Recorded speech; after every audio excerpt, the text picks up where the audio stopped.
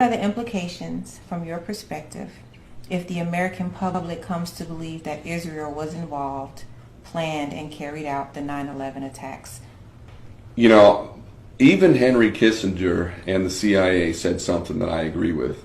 You know, I don't normally agree with Kissinger or the CIA, but I do in this. And both of them said that Israel will be no more within a short period of time. I believe the CIA predicted 20 years back in 2007, something like that. And Kissinger said within 10 years, just a few years back himself. I wholeheartedly agree with that. For me, it's absolutely obvious that despite the fact that Israel enjoys enormous power right now, which isn't really organic to Israel, Israel is like the favorite little fiefdom. It's the ultimate criminal state. And the real power behind that, which we can definitely trace, is the bankers. The bankers who have literally an infinite supply of money are running the world right now. They own our government. They own pretty much all the Western governments. They own the police. They own the court system. They own the corporations. They own the mainstream media. They completely own Hollywood. And they virtually infiltrate and control every non-NGO and every kind of meaningful social institution you can name because they have the money to do it. So Israel's their favorite little plaything. So I don't think that Netanyahu or any of these other criminals really have any power. Maybe some a little bit more than others, but they're all puppets, just like our presidents and all the other heads of state. They're all puppets. They all work for the bankers. So they tell us a bunch of lies every election cycle, but they actually follow the orders of the bankers. And if they don't, well, the last one who didn't follow the orders was John F. Kennedy, and he did not follow the orders. In fact, he defied the Federal Reserve Bank openly. So Israel is living on borrowed time, if you ask me.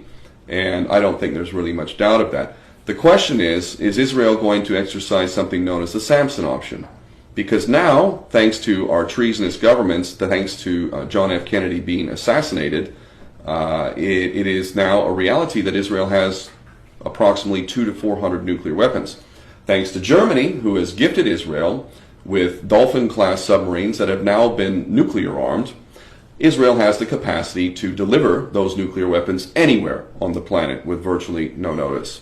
So the reality we're living in now is this possibility of the so-called Samson option. And for those that don't know what that is, they should Google it. And don't trust me, Google it and verify it for yourself. It's an old biblical story, effectively paraphrasing here. Samson, a Jew, was basically facing an enemy force that was overwhelming. He knew he was not going to be able to beat it back. So what he did was he lured these forces into the temple, and then he pushed down the pillars of the temple, and he killed himself and everyone else.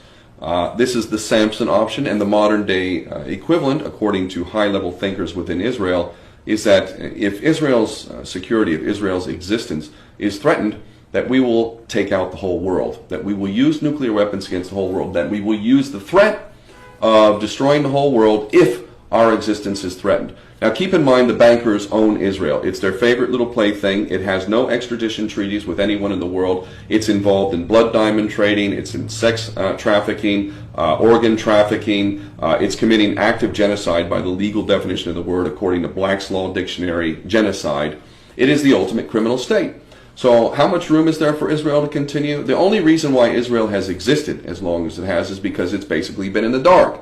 The powers that be in the mainstream media have kept it in the dark. The truth about it has never been exposed. The light has not been exposing it. Now the light is exposing it, and that's why it's living on borrowed time. So the question becomes, is Israel going to exercise the so-called Samson option? And how much more of American taxpayers' money is going to be used for Israel to produce even more nuclear weapons and more military technology to the point that we already face this monstrous threat? It is incredible. Americans are the main benefactors of Israel, this ultimate criminal state. When the American people finally realized, not just 9/11, but how about the USS Liberty? We get back to the USS Liberty in 1967. The lesson that was taught to Israel, keep in mind this was not too long after Kennedy's assassination, and that traitor, this incredible perverse traitor, Lyndon Baines Johnson, was now in the office, totally bought and paid for by the Zionist Jewish supremacist lobby. And it was in 1967 that Israel literally attacked a defenseless ship, the USS Liberty, in international waters, blue skies, flying the stars and stripes, killed 34 American sailors, really did everything it could to sink that ship. And I would argue that it was divine intervention that it didn't sink. If that ship had sunk, we had nuclear weapons that were fitted on Phantom jets that were flying towards Cairo. The end of the world could have happened right back in 1967 due to our best friend and ally, little old Jewish state of Israel. And this is the reality today. Their power has only increased, and the lesson from the USS Liberty was, you can do anything you want.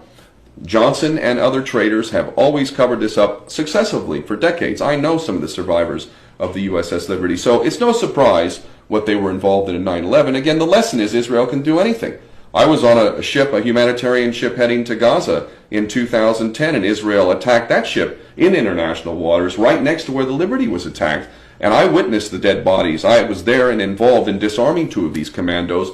They literally murdered 9 people on the day, 6 of them provably executed. I've read the autopsy reports and the ballistics reports. So Israel is the ultimate criminal state, enjoying the favor of the real powers that be, the bankers who have an infinite supply of money. The lesson to them is always be that you can do anything and everything, and you get away with it because you have the favor of the powers that be. So how far are we going to take this? I don't know. But when the American people finally figure out how their sons and daughters have been sacrificed for this nefarious, evil, psychotic agenda of greater Israel and whatnot, they're going to be, to put it bluntly, pissed.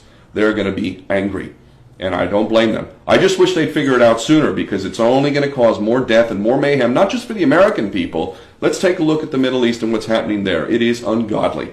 And those people running around cutting off heads, mostly Muslims, but also Christians and whatnot, those people work for us through our proxy, Saudi Arabia. All of this is Israeli Jewish supremacist policy. And if it doesn't stop soon, it could be the end of the world for everyone.